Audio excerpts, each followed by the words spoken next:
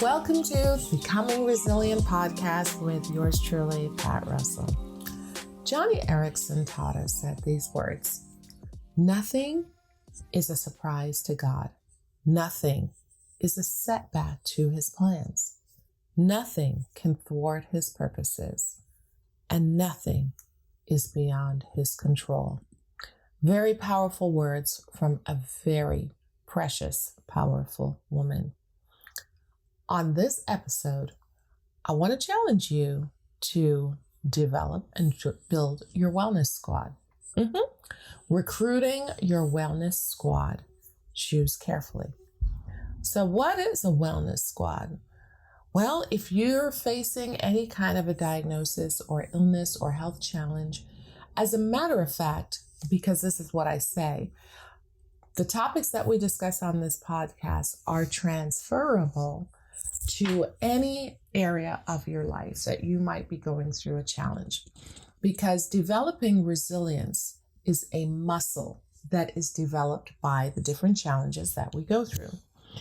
And as a former athlete, I can tell you that having a good squad, a good team, however you want to describe it, those people that are going to be surrounding you, those types of people are extremely important that you choose carefully. If you're an athlete, you know what it is to have a good team. Team sports require great teams. I'm a basketball lover. If you follow me, you know who my team is.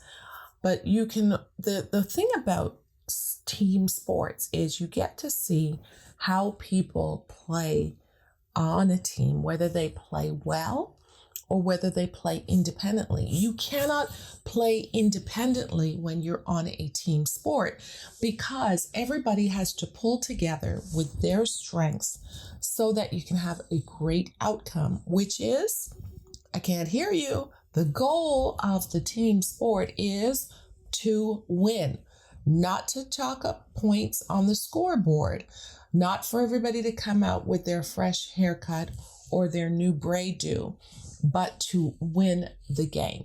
And so it is when you're going through a health crisis, as I did several years ago. But it's still, the memories still hold true, which I want to share with you and empower you, that your team will work together for your success.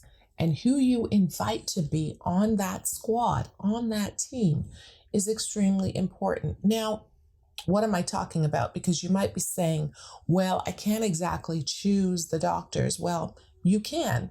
If you are working with a practitioner that may not be assisting you in the best direction, helping you in the best course of wellness that you need, you may want to go and get a second opinion. It's okay to ask for a second opinion. And can I challenge you to listen to your gut? Because many times we ignore the things that our gut is telling us.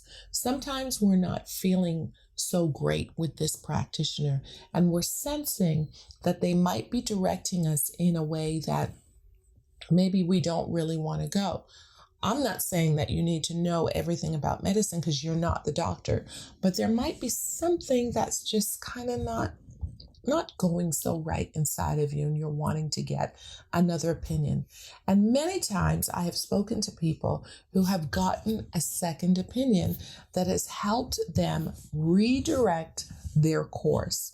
Now, as a breast cancer thriver, somebody who's gone through the journey of breast cancer, and I've had some other issues that I've had to go through, I can tell you that it made a difference to have a practitioner on my team that started out the gate by telling me, you're going to come through this. You're going to be fine.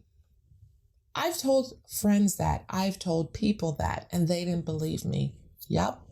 I was blessed to have a practitioner that worked with me and said from the get-go that you're going to come out fine.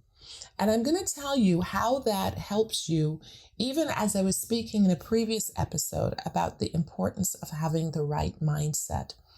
When you have the right mindset, and the mindset of a winner, and a mindset that says, I am going to come through this. It starts the wheels rolling in your mind, and it starts your energy pumping, and it starts changes the way that you think about what you're facing. And so you want to surround yourself with people that are going to either help to motivate you and not discourage you. I'll say that again. You want to surround yourself with people who are going to motivate you and not discourage you. As I say that, how many people come to your mind, or who comes to your mind right now of people that have motivated you versus discouraging? Well, if I count on my fingers, I can drum up a couple. I can actually come up with at least a handful on one hand. How about you? Have you been able to think about at least 5 people? I want you to write that down. I want you to write those names down. Even if you're not going through a health challenge right now, I want you to write down the names of at least 5 people that you know that you could speak to, that you could call upon, that you would want to be in your circle of influence that would help you to get through this struggle. Remember, you want to be around people that are going to speak life into your situation and that are going to help to push you forward. Because like I said, people are going to be able to either motivate you or discourage you. You know that if you're in a room of people that are constantly talking about the bad news, the bad things that the children are doing, the bad things that are happening in your community, the bad, what happens? You actually start joining in the conversation and you start speaking like them. All you need is one person to come into the room and change that direction of the conversation, and you can get it going in another way. That's the kind of people that you want around you. Now, for lack of a better name, I'm not a Pollyanna mindset where I'm thinking that everything is always rosy all the time and should be. That would be ridiculous. That would be not facing reality. I know that. I can tell you, I can run circles around you with that. But what I am saying is that when you're able to surround yourself with people who are going to help to change the direction of maybe the way even your speech is going, it's going to help. So write those 5 people down that you know that if you're around them, they're going to help to motivate you versus discouraging you. Be around people that make you laugh. I love to laugh. As a matter of fact, I have a pretty loud laugh. And it can shake you up. It might frighten you a little bit. But you know what? What happens when I laugh? What happens when I'm watching a good movie, or when I'm reading a good book that makes me laugh, or listening to somebody that has a sense of humor? It is contagious. Laughter is really contagious. I can promise you that if you find yourself around children that are being goofy, you're going to end up being goofy with them, and you're going to start laughing with them. So, hang out with people that love to laugh, or that make you laugh, or do things or watch things that are going to help you laugh, because the Bible says that laughter is good medicine. And I don't know if you've ever had any of those name brand medications, but they taste bad. Let me tell you, there's one thing that I hold on to in my cupboard, and it's called black seed honey. Black seed honey is extremely beneficial for building your immune system. And I can tell you that it's no laughing matter, really. But I've given it to my son. The first time I gave him a teaspoon, he just looked at me, and the face that he broke out with was enough to make me laugh. So just surround yourself with people that are going to motivate you, not discourage you, help you to laugh, and help you take the edge off what is going on in your life, that negativity that's going on in your life. They'll inspire you to change your demeanor, and you will laugh.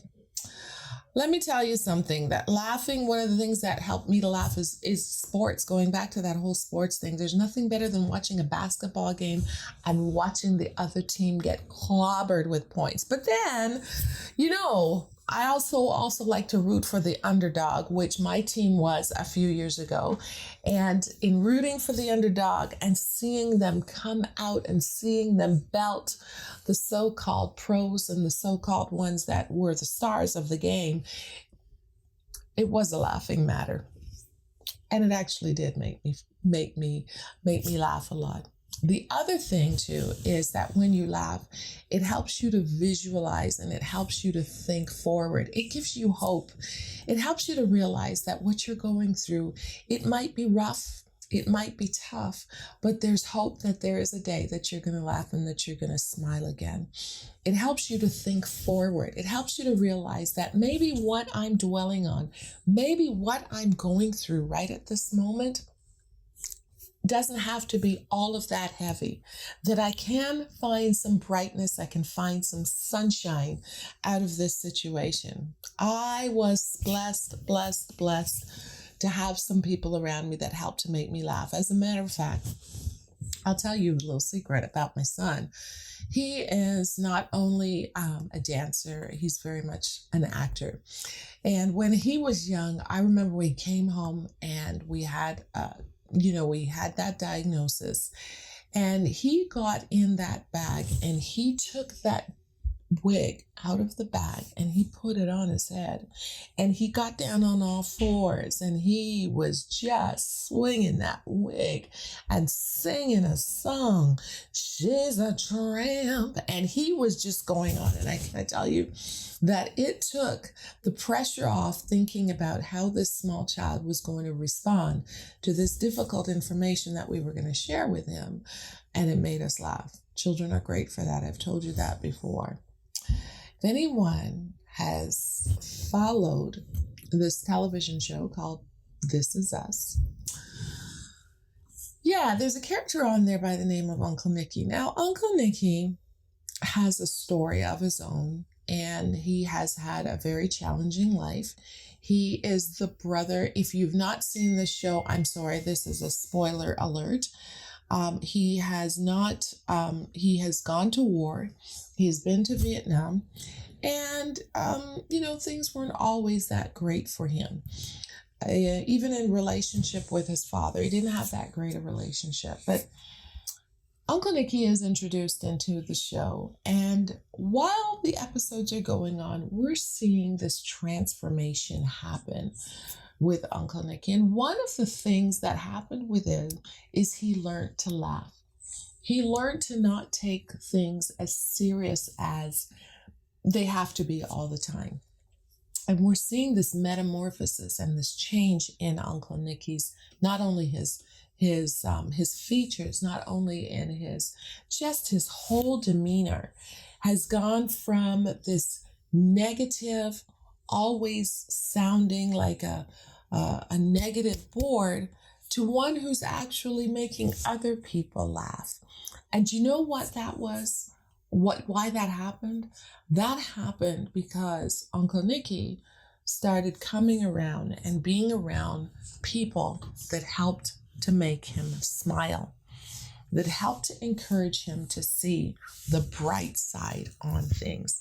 So even in becoming resilient and becoming stronger and developing that bounce back in your step, one of the ways that you're going to develop that bounce back is of being around people that are going to motivate you to be better, that are going to encourage you to smile, that are going to speak words of life into you and into your situation. And you get to choose that wellness squad, and you get to choose them carefully. So you want to be mindful that you're not around people that are going to contribute to the weight and the heaviness of the situation that you are experiencing.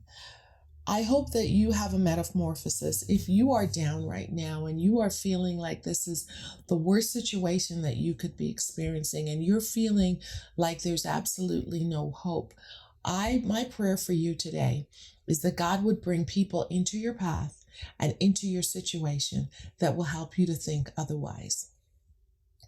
The writer of a significant part of the New Testament in Scripture, his name was Paul. And Paul has this way of always giving thanks in situations that he finds himself in. And there's a particular passage where he is giving thanks for some people who came alongside him in his situation, and they were an encouragement to him. And the verse says, I am very glad that Stephanas, Fortanus, Archaeus have come here. They have been providing the help that you weren't here to give me. So these people came into his life and they were able to help him in a situation where the people that he was writing to in Corinth were not able to help him. He said, they have been a wonderful encouragement to me as they have been to you. You must show your appreciation to all who serve so well. I think that is an extremely powerful passage to think upon and to remember that there are going to be people that are going to come into our life, and we should encourage the other people to give thanks for them also. When you have an attitude of gratitude, it will change the atmosphere of where you're at. It can change the stress and the weight of the challenge that you're in. Becoming resilient is not an overnight event, but it happens moment by moment. And when you choose your wellness squad carefully, I can tell you, it is going to change the way that you think about your situation, whether it be a cancer diagnosis, whether it be a financial diagnosis, whether it be a family challenge that you're going through. Be mindful of who you surround yourself with. Go ahead, get that list going and look at it and think about it carefully. Choose wisely.